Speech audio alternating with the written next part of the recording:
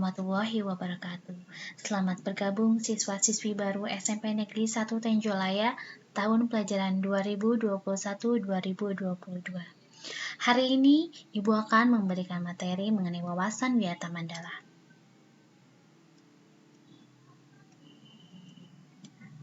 Apakah kalian tahu apa itu wawasan Wiyata Mandala?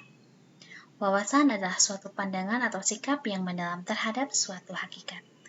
Wiyata adalah pendidikan, dan Mandala adalah tempat atau lingkungan.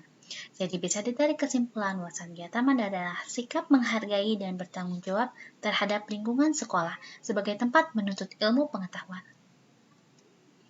Unsur-unsur Wiyata Mandala.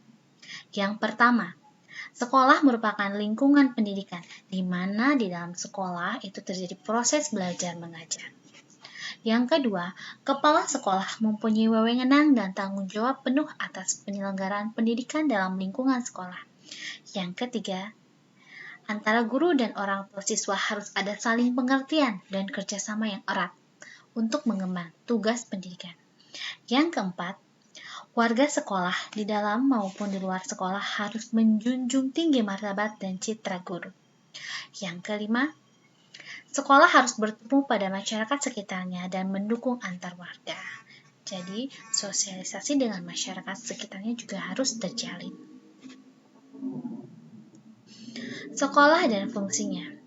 Sekolah merupakan tempat penyelenggaraan proses belajar mengajar, di mana di dalamnya itu ada proses untuk membina dan mengembangkan. Yang pertama yaitu ilmu pengetahuan dan teknologi, yang kedua pandangan hidup, yang ketiga hubungan antara manusia itu sendiri baik dengan lingkungan maupun dengan Tuhannya, yang keempat yaitu kemampuan berkarya. Fungsi sekolah. Fungsi sekolah yaitu sebagai tempat masyarakat belajar, karena memiliki aturan atau tata tertib kehidupan yang di dalamnya mengatur hubungan antara guru, pengelola pendidikan, siswa, dalam proses belajar mengajar, tentunya untuk mencapai tujuan pendidikan yang telah ditetapkan. Ciri-ciri sekolah sebagai masyarakat belajar. Yang pertama, ada guru dan siswa, timbulnya proses belajar mengajar yang tertib. Yang kedua, tercapainya masyarakat yang sadar, mau belajar dan bekerja keras. Dan yang terakhir yaitu terbentuknya manusia Indonesia seutuhnya. Prinsip sekolah. Ada berbagai macam prinsip sekolah. Ada 9.